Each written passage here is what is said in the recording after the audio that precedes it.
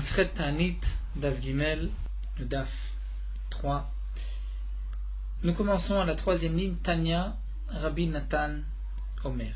Donc nous avions vu dans la Sugia précédente, la Mishnah nous a rapporté la marloquette entre Rabbi Eliezer et Rabbi Yehoshua. À partir de quand on commence à mentionner dans la Tfila Mashiach Varuach Morid HaGeshem. Nous avons vu que d'après Rabbi Eliezer, on commence à mentionner Morid HaGeshem le premier jour de Sukkot, alors que d'après Rabbi Yehoshua, ce n'est que le dernier Yom Tov de Sukkot, une fois qu'on a terminé de manger dans la Soukha, puisqu'il y avait Siman Klana, nous l'avons vu. Et la Gemara nous avait rapporté une braïta, où dans cette braïta, nous avons vu pas seulement donc, Rabbi Yehoshua, Rabbi Eliezer, mais nous avons vu aussi Rabbi Yehuda ben Betera, qui nous a dit qu'on doit dire Morid HaGeshem à partir du deuxième jour de Sukkot. Pourquoi? Puisque comme la Gemara l'avait expliqué, le deuxième jour de Sukkot, il y a le Nisur Hamayim, les eaux qu'on versait sur le Mizbeach, comme nous l'avons vu dans Masechet Sukkah. Et donc, on mentionne Morid HaGeshem ce jour-là, à partir de ce jour-là, comme la Gemara avait rapporté, puisque dans le Passouk, nous avons un Mem, un Yud, un Mem, en plus qui fait Maïm, à partir du deuxième jour. Rabbi Akiva lui pense que c'est le sixième jour qu'on mentionne Morid HaGeshem, étant donné que le sixième jour, il y a une allusion dans le Passouk à propos des korbanot du sixième jour de Sukkot, Unsachea, c'est-à-dire les deux Nisurim, Nisur Hamayim et Nisur Hayayin, et nous avons vu le rapport entre Nisur Hamayim et Morid HaGeshem, puisque c'est la même période, Akadosh Baruch Hu juge Bechad Nidonim Alamaim, juge le monde sur l'eau. Et donc, puisque le Nisur Hamayim sur le Mizbeach était le sixième jour de Sukkot, donc c'est pour cela qu'on mentionnera Morid HaGeshem le sixième jour aussi.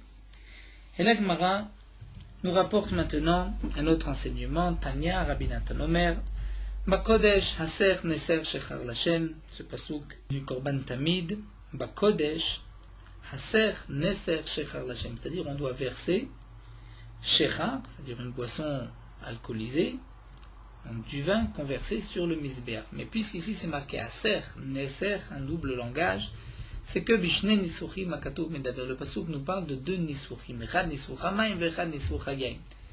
Un, c'est le Nisur Hayayin, que nous connaissons, puisque c'est marqué dans le Passouk. On prendra tant et tant de vin pour telle ou telle bête. Et il y a aussi le Nisur Hamayim, l'eau qu'on devait verser sur le Mizbeach. Et ça, on l'apprend de ce Passouk-là. Ima Tarvayu de Chamra, demande Agma, mais peut-être que les deux Nisuchim, c'est du vin, qui a dit que c'est de l'eau. Alors la Gemara répond, le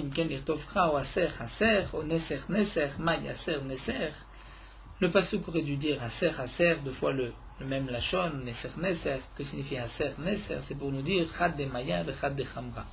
L'un c'est du vin, mais l'autre c'est de l'eau, ce n'est pas du vin. Donc là nous avons une autre braïta, où nous avons une source au Nisur Hamayim, puisque plus nous avons cherché une source au Nisur Hamayim dans la Torah. Donc nous avons vu le même Yud Mem d'après Rabbi Yehuda ben Betera et d'après Rabbi Akiva, puisque c'était marqué Unsachea au pluriel, donc de Nisurim. On voit que d'après Rabbi Nathan, c'est parce que c'est marqué Haser Neser. Alors la Gemara reprend Ela Detnan, ce que nous avons enseigné dans une Mishnah dans Soukha, Nisur Hamayim Kol Shiva. Il y a une Mishnah dans Soukha qui nous dit qu'on versait de l'eau sur le Mizbeach pendant les 7 jours de la fête de Sukkot. Kol Shiva. Mané, qui est l'auteur de cette Mishnah? Et Rabbi Yehoshua, Nimachad Yoma. Si c'est Rabbi Yehoshua, et nous avons vu que d'après Rabbi Yehoshua, on va mentionner Morid HaGeshem seulement à partir du 7e jour, comme nous l'avons vu, ce n'était pas si clair dans la Gemara, dans Rashi, Mishatan Nachato, à partir du 7e jour, où on pose le lulav. Donc ici Rashi nous dit, d'après Rabbi Yehoshua, le 7e jour, c'est là qu'on va mentionner Morid HaGeshem, puisque c'est le jour où on pose le lulav. Et donc nous dit la Gemara, puisque la Gemara fait ici un rapport, un lien entre Morid HaGeshem et le Nisur Hamayim, donc d'après Rabbi Yehoshua, c'est lié, et donc le Nisur Hamayim ne devrait être aussi que le 7e jour. Et donc il n'y a qu'un seul jour de Nisur Hamayim, mais pas pendant 7 jours qu'on versait on ne versait pas, donc d'après Rabbi Yehoshua, de l'eau sur le misbéach pendant 7 jours, mais seulement le dernier jour, le 7e jour. C'est d'ailleurs pour cela que c'est le 7e jour qu'on va dire Morida Geshem.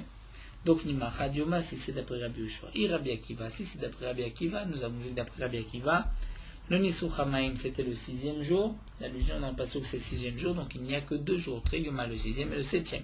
Et Rabbi Yehuda ben Betera qui a dit que l'allusion commence Maïm le même, c'était le 2e jour, donc nous avons que 6 jours, à partir du 2e jour jusqu'à la fin de la fête, c'est 6 jours. Donc qui est l'auteur de cette Mishnah qui nous dit que le Nisou Hamaim était de 7 jours? L'Agmara répond, le Olam, Rabbi Yehuda ben Betera. C'est effectivement Rabbi Yehuda ben Betera. Alors c'est vrai que Rabbi Yehuda ben Betera a dit que le Nisou Hamaim c'était le 2e jour, et donc le 2e jour jusqu'au 7e jour inclus, ça ne fait que 6 jours et pas 7. Donc comment expliquer la Mishnah? Eh bien nous dit l'Agmara, c'est lire avec Rabbi Yehuda. Rabbi Yehuda ben Betera pense comme l'autre Tana Rabbi Yehuda, des matnitim de la Mishnah, qui lui pense, d'Etnan, Rabbi Yehuda Omer, Belog, Ayem Enaser, Kol Shmona. Nous avons dans ce cas une Mishnah où Rabbi Yehuda nous dit que on devait verser le Nisou Hamaim, pas 3 lugim comme le disent les Chachamim, et pas pendant 7 jours, mais pendant 8 jours, parce que d'après Rabbi Yehuda, même Shmini Atzeret, le 8e jour de Sukkot, il faut verser de l'eau sur le Mizbeach. Eh bien, Rabbi Yehuda ben Betera pense comme Rabbi Yehuda sur ce point-là, c'est-à-dire que le 8e jour, on devait aussi verser de l'eau sur le Mizbeach. C'est vrai que d'après Rabbi Yehuda, il y a 8 jours, mais d'après Rabbi Yehuda ben Betera, il n'y a que 7 jours. Pourquoi? On commence à partir du 2e jour, mais on compte aussi le 8e jour. Donc ce n'est pas exactement comme Rabbi Yehuda, puisque Rabbi Yehuda, lui, pense qu'on commence le 1er jour et on termine le 8e jour, donc il y a 8 jours de Nisou Hamaim, c'est ce que nous a dit Rabbi Yehuda, Kol Shmona. Mais Rabbi Yehuda ben Betera, lui, pense qu'on commence le 2e jour, mais on inclut aussi le 8e jour, donc nous avons en tout 7 jours. Donc l'auteur de la Mishnah, Nisou Hamaim Kol Shiva, c'est Rabbi Yehuda ben Betera. Ou Mafik Rishon, on enlève le 1er jour, ou Ma'agel Shmini, mais on rajoute le 8e jour, donc nous avons en tout 7 jours. Mais la Gemara n'est pas d'accord avec cette explication. Pourquoi? La Gemara nous dit Umay Shena Rishon de l'eau. Pourquoi tu ne veux pas, d'après Rabbi Yehuda ben Betera, dire que le 1er jour on verse de l'eau sur le Mizbeach? Quelle est ta raison? C'est simplement de rémiser Maïm, Bécheni ou de rémiser, puisque comme nous l'avons vu, le remez, c'est-à-dire dans les psukim des korbanot de la fête de Sukkot, il y a un remez le 2e jour, c'est marqué Veniskehem, et nous avons un mem en plus. Le 6e jour, Unsachea, et le 7e jour, Kemishpatam. Donc nous avons vu mem, yud et mem, qui font en tout maïm, qui font toutes les 3 lettres maïm.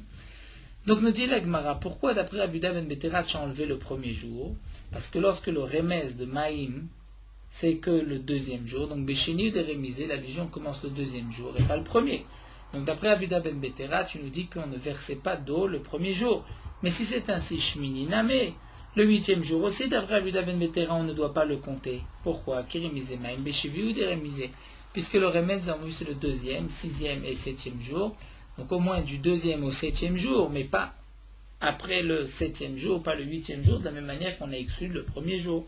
Donc, c'est impossible d'expliquer que d'après Rabbi Yehuda ben Betera, on pourrait avoir une obligation de verser de l'eau sur le Mizbeach, même le 8e jour de Sukkot. Donc ce n'est pas l'auteur de cette Mishnah qui a dit qu'on versait Nisou Hamaim 7 jours sur le Mizbeach. Alors la Gemara reprend, elle a Rabbi Yehoshua. En vérité, c'est Rabbi Yehoshua l'auteur de cette Mishnah. Mais pourtant, nous avons vu que d'après Rabbi Yehoshua, Morid à Geshem, on nous demandait que le dernier jour, le 8e jour, Nisou Hamaim Kol Shiva El Cheta Gmirala. Donc c'est vrai que d'après Rabbi Yehoshua, c'était le 8e jour ou le 7e jour, comme nous l'avons vu. Mais le Nisou Hamaim, c'est Kol Shiva, c'est pendant 7 jours. Ça, ce n'est pas lié à Morid à Geshem, mais Il Cheta Gmirala. D'après Rabbi Yehoshua, nous avons une halakha le Moshe Misinaï, comme la Gemara l'avait rapporté dans Masechet Sukkah, d'Amar Rabbi Ami, Amar Rabbi Yochanan. Rabbi Ami a du nom de Rabbi Yochanan, au nom de Rabbi Nechunia Ishbakat, Bet Choratan, de cet endroit, Bakat Bechoratan, Eser Netiot, le din de 10 Netiot, c'est-à-dire de 10 arbustes qui ont été plantés dans un champ. Si c'est dans un champ d'un Betsea, nous avons une halakha qu'on peut labourer ce champ jusqu'à Rosh Hashanah, parce que si on ne laboure pas le champ, on abîme, c'est-à-dire ces arbustes vont s'abîmer. Donc, on a le droit de labourer jusqu'à Rosh Hashanah, c'est-à-dire de la 6e année, juste avant la 7e année. Ce n'est pas considéré comme si on fait un travail pour la 7e année, pour l'année de la Shemitah, puisque sinon les arbustes risquent de s'abîmer, à condition qu'ils soient plantés d'une certaine manière, qu'il y en ait 10 dans un champ qui contient un betsea. Donc ça c'est une halakha qui est la halakha de Moshe Misnai, Arava. Le din de la Arava, comme le rappelle ici Tosfot, on a entouré le Misbéach de Arava, on faisait aussi le tour du Misbéach, comme nous l'avons vu dans Masechet Souka, et le din de Nisou Hamaim, halakha de Moshe Misnai. Donc l'Agma répond, c'est vrai que d'après Rabbi Yehoshua, le Morid à Geshem, c'est le 8e jour ou le 7e jour, mais Nisou Hamaim, c'est pendant les 7 jours, ça on l'apprend de halakha de Moshe Misnai, ce n'est pas lié au din de Morid à Geshem. Rashi soulève une petite question, pourquoi alors Rabbi Yehoshua? On pourrait dire la même chose d'après Rabbi Eliezer. Rabbi Eliezer a dit dès le premier jour, on va mentionner Morid à Geshem. Donc d'après Rabbi Eliezer, on pourrait aussi dire que l'auteur de la Mishnah Nisou Hamaim Kol Shiva, c'est Rabbi Eliezer. Rashi dit, mais ça, on n'a même pas besoin de le dire, c'est évident que Rabbi Eliezer peut être l'auteur de cette phrase Nisou Hamaim Kol Shiva, que Nisou Hamaim est 7 jours d'après Rabbi Eliezer. Mais le chidouche, c'est que même d'après Rabbi Yehoshua, ça peut être expliqué. Mais Rashi nous dit, d'après Rabbi Uda ben Betera Rabbi Akiva, ça c'est sûr, ça ne peut pas s'expliquer, puisque eux-mêmes ont dit que le Nisou Hamaim commençait le 2e jour ou le 6e jour, comme nous l'avons vu des psukim. Donc la conclusion de la Gemara, nous avons effectivement une grande marloquette à partir de quand on doit mentionner Morid à Geshem dans la Tfila, lorsqu'on dit Atagibor l'Olam Hashem, Chaim etimata Rav Lushia, Mashiv Aruach ou Morid à Geshem. Nous allons voir tout de suite pour Mashiv Aruach, mais l'essentiel c'est Morid à Geshem. Donc Morid à Geshem, d'après Rabbi Eliezer, on commence le premier jour de Sukkot, d'après Rabbi Yehoshua le dernier jour de Sukkot, Rabbi Akiva c'est le 6e jour, Rabbi Uda ben Betera le 2e jour, et nous avons vu qu'il y a aussi une marloquette à propos du Nisou Hamaim qui était versé sur le Mizbeach pendant la fête de Sukkot. Donc revenons à notre Mishnah, nous avons Rabbi Yehuda. Rabbi Yehuda Omer, Mishum Rabbi Yehoshua. Rabbi Yehuda a dit au nom de Rabbi Yehoshua dans la Mishnah, celui qui est le ministre officiant, le Chazan, le dernier jour de Sukkot, Shmini Atzeret Acharon Maskir, le dernier, c'est-à-dire celui qui prie Moussaf, dira Morid à Geshem, Arishon et le Maskir, le premier qui prie Shacharit ne dira pas, Biom Tovarishon Shel Pesach. Mais le premier jour de Pessah, puisque c'est là où on arrête, on termine Morid à Geshem, donc ça c'est le contraire, Arishon Maskir, celui qui fait la tfila de Shacharit dira encore Morid à Geshem, et Acharon et le Maskir est le dernier qui va prier Moussaf, lui ne dira pas Morid à Geshem. La Gemara pose la question suivante, Haïk Rabbi Yehoshua. Dans la Braïta, nous avons vu que Rabbi Uda dit au nom de Rabbi Yehoshua, demande la Gemara, Haïk Rabbi Yehoshua, de quel Rabbi Yehoshua il s'agit. Et c'est vrai que dans la Mishnah, on voit aussi Rabbi Yehuda Omer a ouvert l'Ifnat Teva B'Yom Tov Achron Shel Chag, mais ce n'est pas rapporté au nom de Rabbi Yehoshua, c'est marqué juste Rabbi Yehuda. Donc dans la Braïta, c'est marqué Rabbi Yehuda Omer Mishum Rabbi Yehoshua, donc la Gemara reprend ce qui est marqué dans la Braïta, Rabbi Yehuda dit au nom de Rabbi Yehoshua. Et la Gemara là ici s'étonne, Haï Rabbi Yehoshua, de quel Rabbi Yehoshua il s'agit. Il est Rabbi Yehoshua des Matnitim, si c'est le Rabbi Yehoshua de la Mishnah, qui nous a dit qu'on mentionne Morid à Geshem seulement le dernier jour de Sukkot. Ha'amar, mais il a dit Biyom Tov Achavron Shel Chag Umaskir, c'est le dernier jour, Shmini Atzeret. Et donc Rashi nous explique, c'est le dernier jour, ça veut dire depuis le matin, même celui qui fait la tfila de Shacharit. Et la Rabbi Yehoshua des Braïta. Donc tu vas dire que c'est le Rabbi Yehoshua de la Braïta. C'est-à-dire, dans la Braïta, nous avons rapporté aussi un Rabbi Yehoshua, Ha'amar Mishatanachato, c'est-à-dire à partir du moment où on pose le lulav. Et nous avons vu que ça peut être ou bien le soir, dire l'entrée de Shmini Atzeret du soir, ou bien le 7e jour même. Vetou, encore une question. Adetania, Rabbi Yehuda Meshum Ben Betera. Nous avons une braïta où c'est marqué que Rabbi Yehuda a dit au nom de Ben Betera que celui qui fait la tfila le dernier jour de Sukkot, c'est le dernier qui dira Moussaf, celui qui prie Moussaf qui dira Morid à Geshem. Là, nous avons dans la Braïta Rabbi Yehuda qui dit au nom de Ben Betera. Donc ici, la Gemara pose plusieurs questions sur la première Braïta. Nous avons vu Rabbi Yehuda dit au nom de Rabbi Yehoshua. De quel Rabbi Yehoshua il s'agit?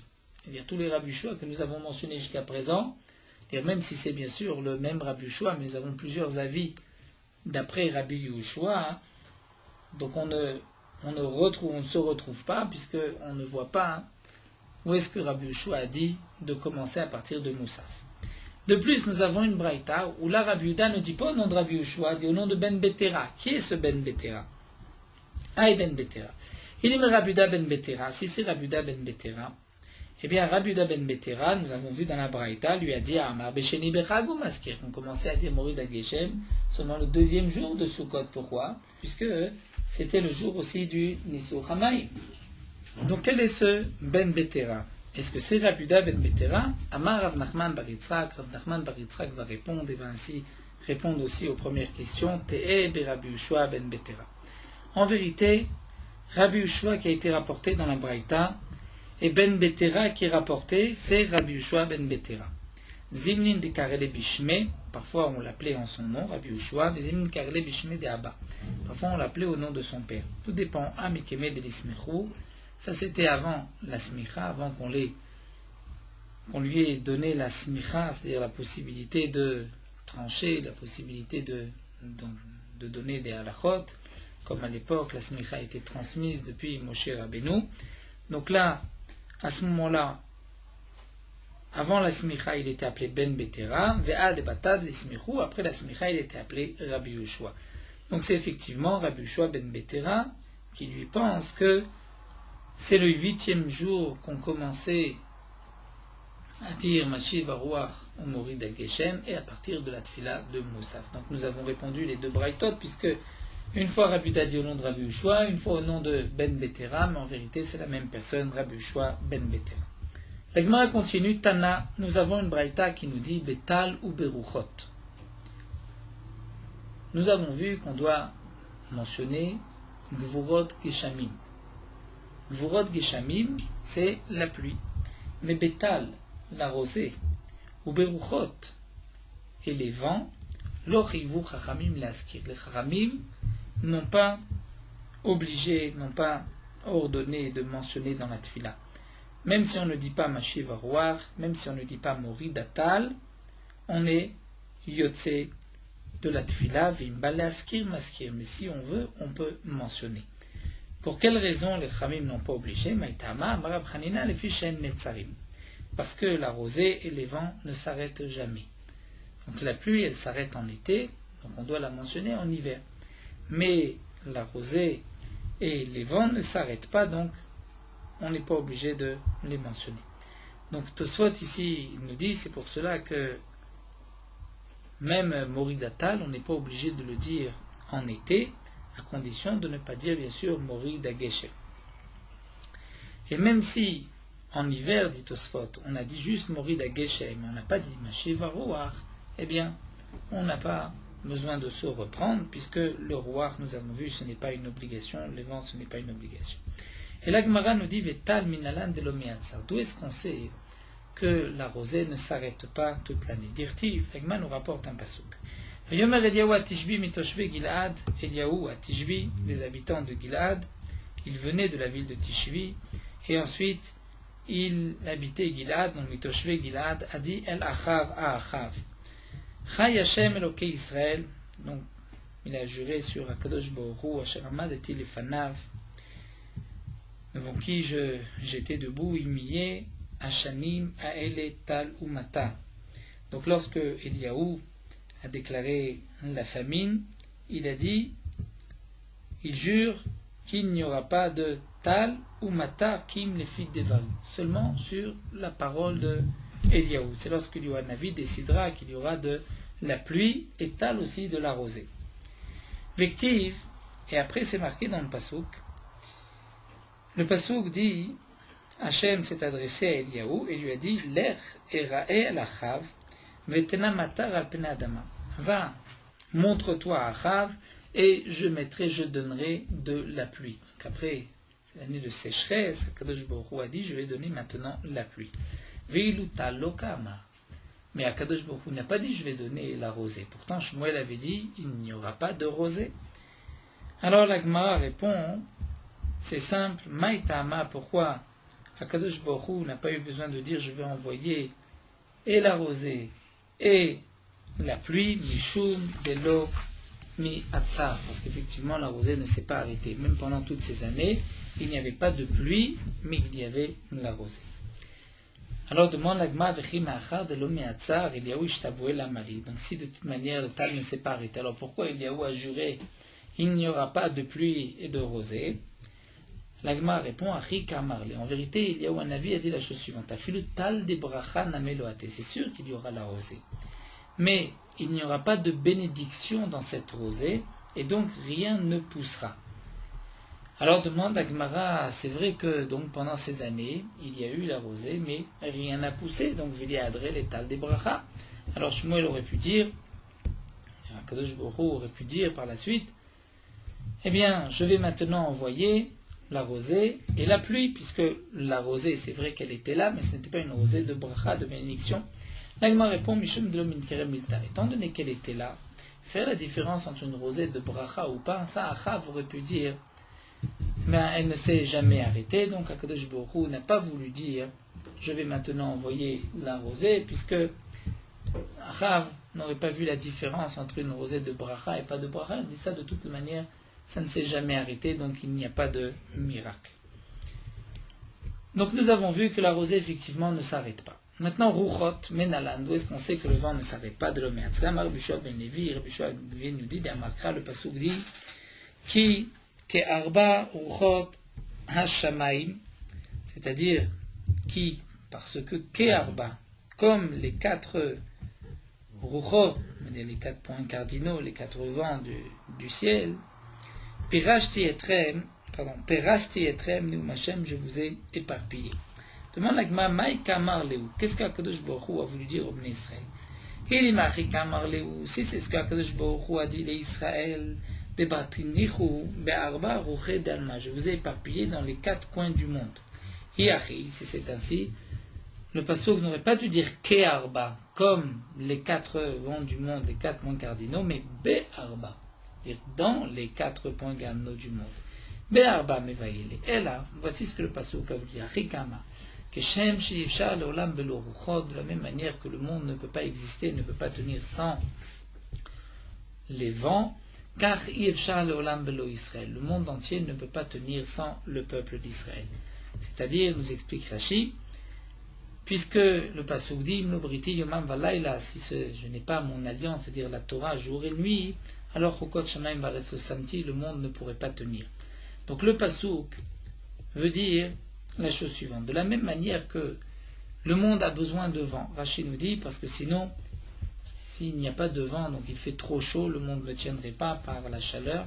Eh bien, Kadosh Baruch Hu a dit dans le pasuk, Ki ke'ar baruchot hashamayim perasti etrem, c'est-à-dire, Kadosh Baruch Hu dit de la même manière que nous avons besoin des vents dans le monde, c'est aussi pour cette raison que je vous ai éparpillé dans les 4 coins du monde pour que le monde puisse exister. Ici, Rashi a l'air de nous dire que nous avons besoin de la présence même des Béné Israël dans le monde entier pour que le monde puisse exister par le principe de Imnobriti Yomam Valayla. Donc Akadosh Baruch Hu les a éparpillés dans tout le monde. Pourquoi? Pour qu'il y ait un kiyum, pour que le monde puisse se maintenir. Mais en tout cas, nous voyons d'ici que le monde ne peut pas tenir sans les ruchot, sans les vents. Donc c'est pour cela que les Chachamim n'ont pas exigé de mentionner les ruchot, mashiv aruach, ni moridatal, puisque de toute manière ça ne s'arrête pas. Donc en été, on n'est pas obligé de dire moridatal, c'est d'ailleurs le minag kadoum des Ashkenazim. Et en hiver, même si on n'a pas dit mashiv aruach, on est aussi yotze. Amar Rabbi Chanina nous dit Hilkach. C'est pour cela. Donc maintenant nous arrivons à la conclusion. Bimot achama, en été, Omer Amar Mashiv Aruach en Marzerimoto. Si quelqu'un a dit Mashiv Aruach, on ne le reprend pas. Pourquoi? Puisque de toute manière le vent ne s'arrête pas. Amar Morid Ageshem. Si quelqu'un dit en été Morid Ageshem, Akadosh Baruch Hu fait tomber la pluie, Marziri Maroto, on le reprend, il doit reprendre depuis le début de la bracha, depuis Atagibor. Bimot Akshami, mais en hiver, Lo Amar Mashiv Aruach en Marzerimoto. S'il n'a pas dit Mashiv Aruach, on ne le reprend pas. Lo Amar Morid Ageshem Marzerimoto. Mais s'il n'a pas dit Morida Geshem, on le reprend, il doit recommencer depuis le début de la bracha, il doit donc rajouter Morida Geshem. Velod, et la plus encore. Et là, Philo Amar, Ma'avir Aruach ou Mafriya Khatal. Plus encore, nous dit Rav Hanina, même si quelqu'un dit Ma'avir Aruach, Hakadosh Baruch Hu a fait passer le vent, c'est-à-dire il a empêché le vent de souffler. Ou Mafriya Khatal, où il a fait partir la rosée, que la rosée ne tombe pas, El Marzirimoto, on ne le reprend pas non plus, puisque de toutes les manières, nous savons que et la rosée et les vents ne s'arrêtent pas. Donc, même s'il a dit qu'Akadosh Baruch Hu a arrêté la rosée ou les vents, ça n'a pas de poids. Ici, nous avons un Tosfot important, puisque Tosfot nous dit que si quelqu'un, en hiver, a dit Mori Datal, il n'a pas besoin de se reprendre. C'est lorsqu'il n'a rien dit, ni Mashiv Aruach, ni Mori Datal, que là, il doit reprendre et dire Mashiv Aruach ou Mori Dageshem. C'est lorsqu'il n'a pas dit ni Mashiv Aruach, Mori Dageshem, ni Mori Datal, que là, il doit reprendre. Mais si quelqu'un a dit Mori Datal, il n'a pas besoin de se reprendre. Tosfot rapporte aussi que si quelqu'un a un doute, est-ce qu'il a dit Mori Dageshem ou pas, eh bien tout dépend. S'il est dans les 30 jours après Sukkot, après le moment où on a commencé à dire Mori Dageshem, pendant les 30 jours, certainement qu'il n'a pas dit, puisqu'il a gardé son habitude. Il faut 30 jours, une personne, pour être sûr, pour avoir pris l'habitude de bien dire Mashiv Aruach ou Mori Dageshem comme il se doit.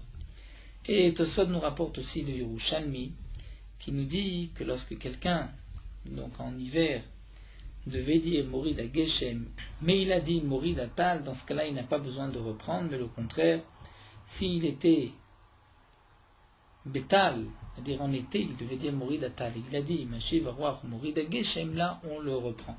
Et le Yerushalmi explique quelle différence, étant donné que en hiver, même si il n'a pas dit Mashiv Aruach ou Mori Dageshem, mais comme il a dit le Tal, c'est suffisant. Alors que en été, de dire Mori Dageshem, alors que maintenant c'est la période de l'été où on ne demande pas la pluie, c'est un siman klala, pendant l'été la pluie. Donc là, dans ce cas-là, il doit se reprendre, la skara n'était pas valable, il doit reprendre depuis le début de la bracha. Donc ça, c'est Tosfot rapporte encore quelques pratiques dans ces halachot qui sont ensuite reprises par le Shulchan Aruch. Tana, l'Agma nous rapporte une autre braïta. Be'avim ou beruchot lo chivu chachamim leaskir. Be'avim, c'est-à-dire les nuages. Que Akadosh Baruch Hu est mekaché ravim. Il va, comme dit Rashi, attacher. Il va ramener, créer des nuages. Ou beruchot et les vents lo chivu chachamim leaskir. Les chachamim n'ont pas exigé de mentionner. Ve'im ba leaskir maskir. Si quelqu'un veut dire Mekacher Ravim ou Mashiv Aruach, il peut le dire. Maïtama, pour quelle raison? Là aussi, l'agma mishum de l'omiatre, puisque ça ne s'arrête pas. Demande l'agma velomiatre, ça ne s'arrête pas. Va tanner Rav Yosef, pourtant Rav Yosef a dit Ve'atzar et Hashamaim. Nous avons dans le passage du Kriyat Shema, si on n'accomplit pas la volonté d'Akadosh Baruch Hu, Ve'atzar et Hashamaim velo yiyeh matar. Que signifie Ve'atzar et Hashamaim? Akadosh Baruch Hu va retenir le ciel. Il va le retenir mina avim ou mina ruchot, des nuages et des vents. L'agma nous dit Ataomem navim la ruchot la mina matar. Donc Rav Yosef dit est-ce que c'est que Akadosh Baruch Hu va retenir le ciel de la pluie ou bien des vents et des nuages? Shu omer velo yiyeh matar, puisque dans la suite du passage c'est marqué velo yiyeh matar, il n'y aura pas de pluie. Are matar amo. Donc la pluie est déjà mentionnée. Donc que signifie ve'atzar et hashamaim? Aman meken ve'atzar et hashamaim mina avim mina ruchot. Que Akadosh Baruch Hu va retenir le ciel des nuages et des vents. Donc, caché ruchot à ruchot, caché avim à avim, nous avons une contradiction. Alors, on voit que les vents et les nuages, parfois, vont s'arrêter, alors que plus haut, nous avons vu qu'on n'est pas obligé de les mentionner, puisqu'ils ne s'arrêtent jamais. L'agma répond, ce n'est pas une contradiction. Avim à avim lo caché, abecharpe abeafle. C'est-à-dire, nous dit Rashi, les premiers nuages qui arrivent avant la pluie, ces nuages-là ne s'arrêtent pas. Mais les nuages qui viennent après la pluie, comme nous verrons par la suite dans la Gemara, que ces nuages sont bons pour la terre comme la pluie elle-même, c'est-à-dire juste un peu moins bon que la pluie, mais c'est presque comme la pluie. Donc sur ceux qui viennent après, effectivement, ils peuvent s'arrêter, et c'est là que le pasuk dit Ve'atzar et Hashamaim, qu'Akadosh Baruch Hu arrêtera le ciel de ces nuages, si on n'accomplit pas la volonté d'Hachem. Les vents aussi, ce n'est pas une contradiction. Tout dépend si c'est un vent habituel ou un vent qui n'est pas habituel. Un vent habituel, il ne s'arrête pas. Un vent qui n'est pas habituel, là, le vent s'arrête. Demande l'Agma, mais pourquoi? L'Agma nous dit un vent qui est fort, qui n'est pas habituel. Nous en avons besoin dans les granges. Nous en avons besoin pour vanner la récolte et pour enlever la paille. Grâce au vent, donc la paille va s'envoler et la récolte, le grain va tomber. Et donc, nous dit la Gemara, on devrait mentionner qu'Akadosh Baruch Hu est Mashiach Haruach, puisque nous avons besoin d'un tel vent. Et ce vent-là, il s'arrête. La Gemara répond, Efshar benaf vata. Ça, on n'est pas obligé de le faire avec le vent. On peut amener aussi une sorte de souffler. Un vent, nous dit Rashi, et donc avec cela, on pourra aussi vanner la récolte, même si nous n'avons pas besoin, même si nous n'avons pas de vent. Donc, on peut se passer du vent naturel. Tana Lagma nous rapporte encore une braïta. Avim varuchot shniot le matar. Avim, les nuages, varuchot et les vents, shniot le matar, sont 1 degré en dessous de la pluie, c'est-à-dire, c'est profitable à la terre, presque comme la pluie. Echidamei. Amar Ula Vitema Rabbi Yehuda. Donc de quel nuage, de quel vent il s'agit? Rabbi Yehuda nous dit des batar mitra, ceux qui viennent après la pluie. L'Agma nous dit les memra de Malutaï, ça voudrait dire que le vent qui vient, les nuages qui viennent après la pluie sont bons pour la terre, actifs, pourtant c'est marqué Yiten Hashem et Mtar Artsecha Avak Ve'afa. C'est-à-dire qu'Akadosh Baruch Hu donnera les pluies de ta terre, poussière et avak et poudre. Ve'amar Ula, et Ula nous dit, Vitema Rabbi Yehuda, de quoi il s'agit, de quelle malédiction il s'agit, Zika de Batar Mitra. C'est-à-dire que Akadosh Baruch Hu enverra un vent après la pluie, et ce vent va faire lever la terre qui va ensuite se coller à la récolte. Donc on voit qu'au contraire, c'est mauvais pour la terre. L'Agma répond Lokasha, tout dépend. Si c'est un vent qui vient après la pluie, mais qui vient calmement, gentiment, là dans ce cas-là, c'est très bon pour la terre. Si ça vient avec force, là c'est mauvais, puisqu'au contraire, ça lève la poussière, et la poussière va se coller sur la récolte. Ademalavak, adelomalavak, donc la Gemara explique, tout dépend si elle lève la poussière ou si elle ne la lève pas.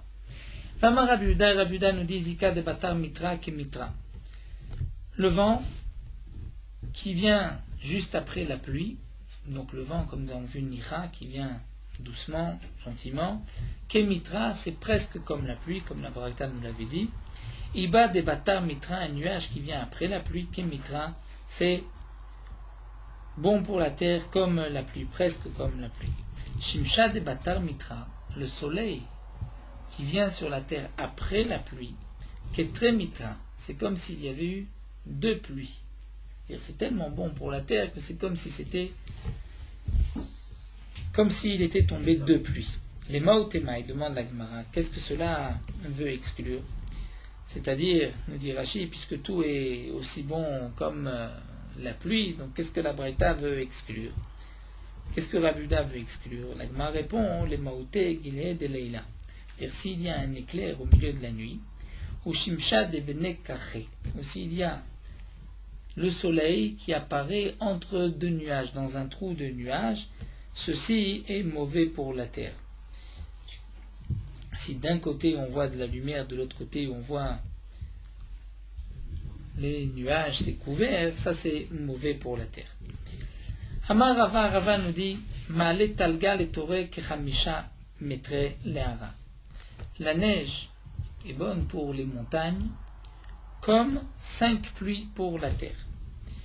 Rachid nous explique, étant donné que dans les montagnes il n'y a pas de pluie, il n'y a que la neige, donc la pluie tombe plus bas. Dans la vallée il fait plus chaud, donc il n'y a pas de neige, c'est directement de l'eau.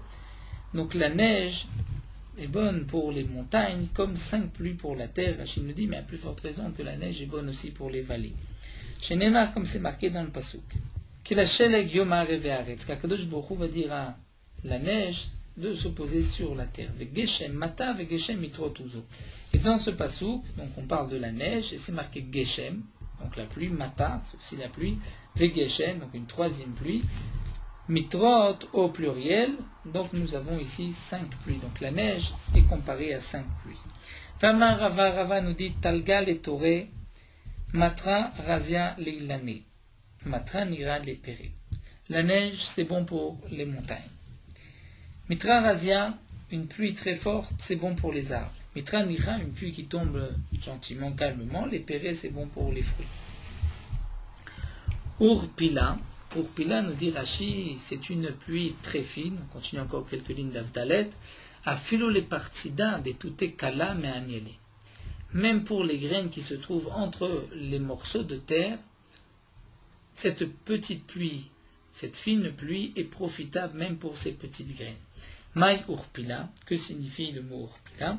Uru pilé, c'est-à-dire levez-vous, poussez, grandissez, pilez, c'est les zdakim, les fentes de la terre. Donc même s'il y a des graines dans les fentes de la terre, ceci est évidemment, les graines vont pousser. Vama Rava, puisque nous avons parlé des pluies urpilées, et partida de toute kala, Rava nous dit Aïtsurba merabanan, un jeune Talmid Chacham, Damel et partida de toute kala. Il ressemble à une graine qui se trouve sous les morceaux de terre. De Kevan de Navat, dès qu'il commence à pousser, à grandir, eh bien, il continue à pousser. C'est-à-dire, nous dit Rashi, de même, le Talmid Chacham, dès qu'il y a Tsashimo, dès qu'il commence et que son nom se répand, eh bien, il continue et il grandit les mains là. Vama Rava et Rava nous dit, puisque nous avons parlé d'un Talmid Chacham, on enchaîne avec une autre Memra de Rava, Haïtsurba Merabanan, un jeune Talmid Chacham d'Eratach qui se met en colère, eh bien, en vérité, Oraita ou des caméras tradées. C'est sa Torah qui le met en colère, qui le fait bouillir. Chez Neymar, comme c'est marqué, Aloko devari kaesh neum Hashem. Les paroles de la Torah, c'est comme le feu. Donc c'est cette Torah qui est en lui, dans ce jeune Talmid Chacham, qui le fait bouillir, qui le fait même parfois se mettre en colère. Que signifie Oraita merat chale? Rashi nous dit, étant donné qu'il a un cœur large, Rochavlev, une expression un peu difficile à traduire, mais il a un cœur qui est large, qui est ouvert par sa Torah, donc automatiquement il va prendre plus à cœur que d'autres personnes. Et donc le chidouche que veut nous dire ici Rava, c'est qu'on doit être dans le Talmid Chacham l'Echav Zechut. Si on voit qu'il prend à cœur, il faut le juger, bien le juger, savoir que c'est sa Torah qui lui a élargi son cœur, et il prend plus à cœur qu'un autre. Vama Ravashi nous dit Kol Talmid Chacham sheno kaché ke barzel et non Talmid Chacham. Tout Talmid Chacham qui n'est pas dur comme du fer.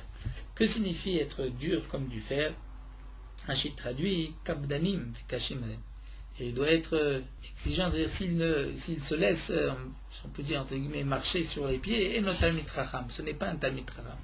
Pourquoi chez Neymar ou Chepatish Yefotzat Sela? Comme c'est marqué dans le passage que la Torah c'est comme Kepatish Yefotzat Sela, c'est-à-dire comme un marteau qui va éclater le rocher. Donc la Torah est comparée au patish, à un marteau en fer. Donc le Talmid Chacham doit être aussi caché que Barzel. Hamar le Rabbi Abba le Ravashi, Rabbi Abba dit à Ravashi, Atun mata matnula, vous l'enseignez de là-bas, mais Anna nous me'acha matnula, le rapport de ce passage d'Irti, c'est marqué Eretz Asher Avanea Barzel. À propos de la terre d'Eretz Israël, c'est une terre dont les pierres sont du fer. Altikre Avanea, ne lis pas les pierres, et la Bonea, dire ceux qui construisent. Et Rashi nous dit, c'est les Talmidei Chachamim qui par leur étude construisent le monde. Eh bien eux c'est marqué, ils sont barzel, c'est-à-dire de fer, donc il doit être dur. Amar Ravina, mais Ravina nous dit, Afilo Achim, malgré tout, Mevaïl et Leini, Shemilaf Nafshe Benichuta. Malgré tout, qu'un Talmid Chacham a le droit et doit agir ainsi, mais un homme doit apprendre à être Benichuta, c'est-à-dire avec douceur, chez Nema, comme c'est marqué dans le Pasuk, Ve'aser Kaas Milibecha, et enlève la colère de ton cœur. Donc bien que le Talmid Chacham doit être aussi caché que Barzel, il doit aussi savoir enlever le Kaas de son cœur. Alors nous allons nous arrêter ici. Meorot Halacha, Daf Gimel. Les 4 jeunes sont rapportés dans les Nevi'im, dans le Nach, où le Passouk nous dit qu'il y a le jeûne, le 4e jeûne, le 5e jeûne, le 7e jeûne et le 10e jeûne seront par la suite pour le peuple d'Israël des jours de joie et de fête. Et les Chachamim m'ont expliqué, le 4e jeûne c'est en vérité le 17 Tammuz, puisque le 17 Tammuz c'est le 4e mois, le mois de Tammuz est le 4e mois de l'année à partir de Nissan. Le 5e jeûne c'est Tisha B'Av, puisque le mois de Av c'est le 5e mois de l'année à partir de Nissan. De même pour le 7e mois c'est Tzom Gedalia, Tishri. Et le 10e jeûne c'est en vérité le jeûne du 10e mois, c'est-à-dire le 10 Tevet, puisque Tevet c'est le 10e mois de l'année. Et nous jeûnons à cause des malheurs, des choses qui sont arrivées pendant ces jours-là. Le 17 Tammuz, il y a eu 5 malheurs sur le clan d'Israël. C'est le jour où Moshe Rabbeinu a brisé l'étape de la loi, lorsque les bénis Israël avaient fait le veau d'or. C'est aussi le jour où le Korban Tamid a été annulé au temps du premier Beth Amikdash. C'est le jour où l'ennemi a pénétré dans la ville au temps du deuxième Beth Amikdash, dans la ville de Yerushalayim. C'est aussi le jour où Afoustumus a brûlé la Torah, et le jour où on a placé un tselem, c'est-à-dire une idole, dans le Echal. D'après certains, c'est Ménaché au temps du premier Beth Amikdash, d'après d'autres, c'est Afoustumus au temps du deuxième Beth Amikdash. Tisha B'Av, c'est le jour où il y a eu la destruction des 2 Beth Amikdash, du premier et du deuxième. C'est aussi le jour où Akadosh Baruch Hu a décrété que nos ancêtres ne rentreraient pas en Eretz Israël à cause de la faute des espions. C'est le jour où l'ennemi a mis la main sur la ville de Bétar et a tué des dizaines de milliers de juifs. Ce jour-là, c'était un grand malheur comme la destruction du Beth Amikdash. C'est aussi le jour où Tournus Rufus a labouré l'emplacement du Beth Amikdash et ses alentours, comme c'est marqué dans le Pasuk Tzion Sadeh Techerach, que Yerushalayim, l'endroit du Beth Amikdash, sera labouré comme un champ.